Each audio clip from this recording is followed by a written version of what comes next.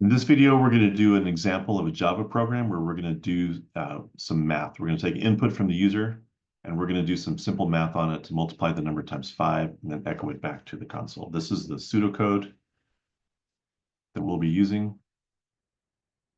Let me share that.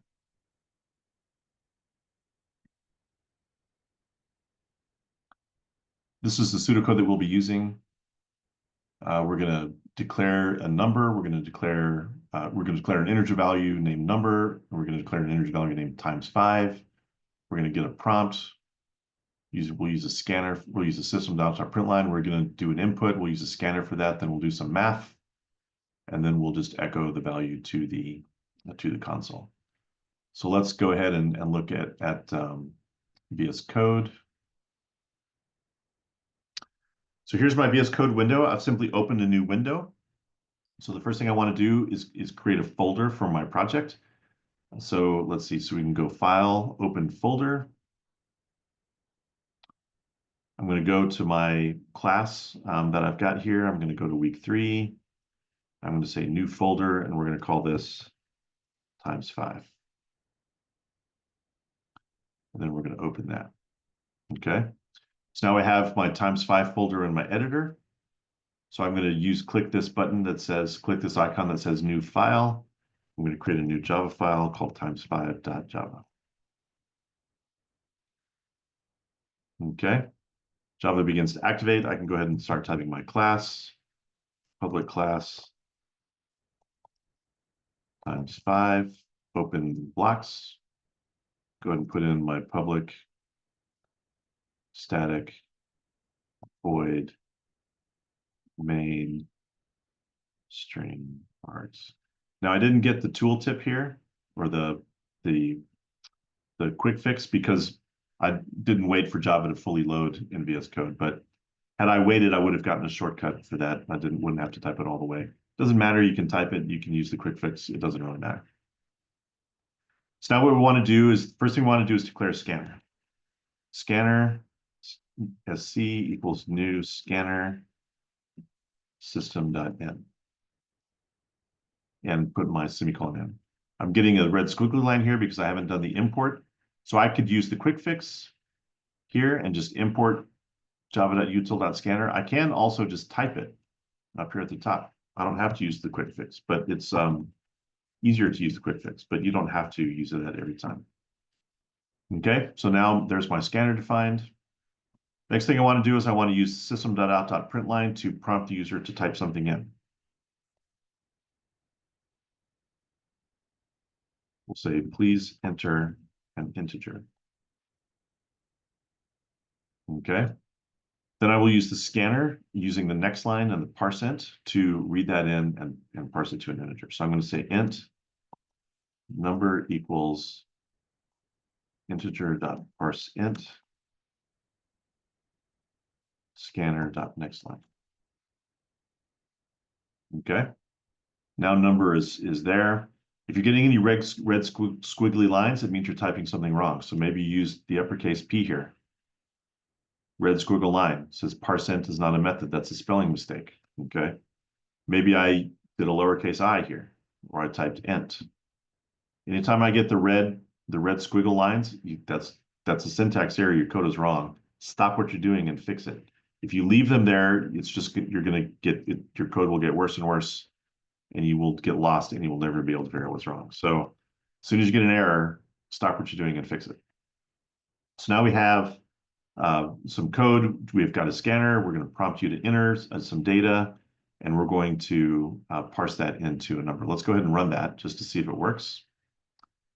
And it does. Please enter an integer. I can enter 6. Okay. Now the program doesn't do anything because I haven't finished yet, right? But what we've written does work. So it's a good habit to be in if I'm going to write a bunch of code. This program will only be 8 or 10 lines long, but maybe I'm going to write a program that's going to be 50 or 80 or 200 lines long. I'm going to want to write a little bit of code, check for syntax errors, fix the syntax errors, run the code, compile it, run it, compile it, run it, compile it, run it. I'm going to want to, every time I make changes, I want to run it and compile it to test my code to make sure that the last little bit of code that I wrote is working properly. If I write a whole bunch of code, hundreds of lines, and I never test it, the likelihood that it's going to work is pretty low. I've been doing this for a long time, and almost never do I write code the first time that works. And you won't either, so that's fine. You use the compile and run method to run it over and over and over again to make sure that it's working. The sooner you find a mistake, the quicker it is to fix. If you're fixing bugs and errors you've made just a few minutes ago, it's a lot easier than trying to fix something that I wrote yesterday, or an hour ago when I was coding. Okay, so now let's go ahead and finish. Last thing we want to do is we're just going to multiply the number that we enter times 5. That's just kind of an arbitrary example that we're doing just to practice. So if we take number times 5, number is an integer value, so number times 5 is also going to be an integer value. So let's say int number times 5.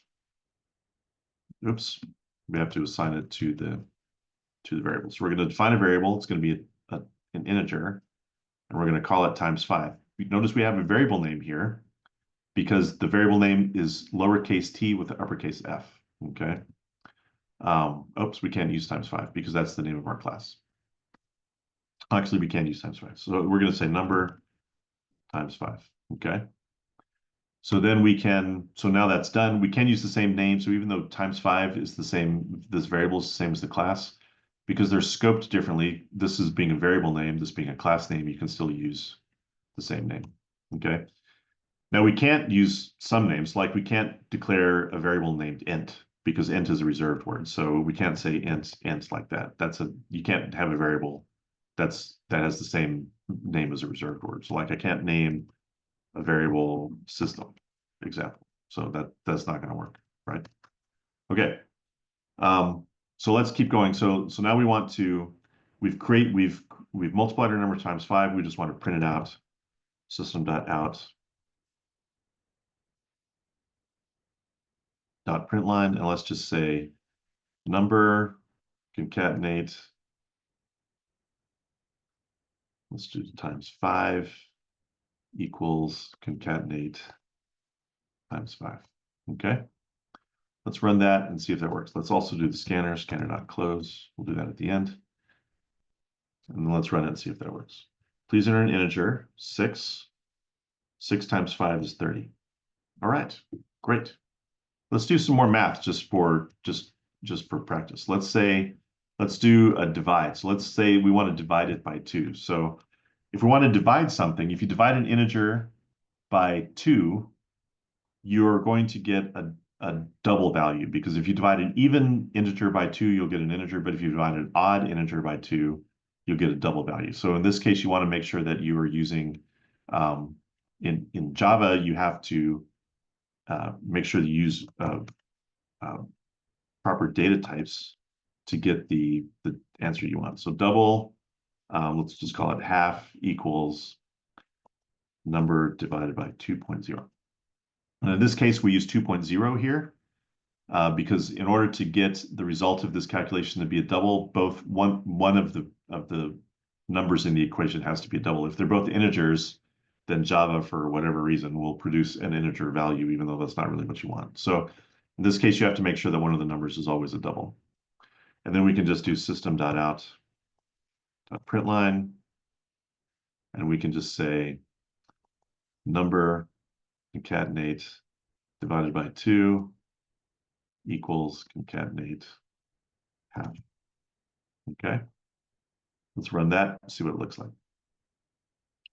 So let's do an integer, let's do 55. 55 times 5 is 275. 55 divided by 2 is 27.5. Okay, good. Let's do another example here. Notice I'm doing the integer.parseInt right here on my line here. So if I enter something that's not an integer, then I'm going to get an error. I'm going to get a runtime error because this parseInt is going to fail. And because if I enter something like the word hello, that's not parsable into an integer. Okay, so that's going to fail. So what that looks like is this. So if down here at the bottom, if I say please enter an integer, and I click hello and I type hello, I get this runtime error, exception in thread, number format exception. This just means that your code didn't work. All right, something happened in your code that produced an error, and the code doesn't know what to do. So in this case, it's because I was supposed to enter an integer value, and I typed a string value instead. That's not parsable. So we will learn how to deal with that later in the course. For now, just know that it's okay if you don't have that kind of error checking in. I promise when I test your code, I won't type invalid inputs. For now, later in the course, we will definitely be learning to do input validation. Okay, so let's run this again, make sure it still works. Please enter an integer 785. Okay, all right, that works. So this was an example of a Java program that does some basic math, multiplication and division. We could also have done addition, subtraction, whatever they would work, basically the same as these.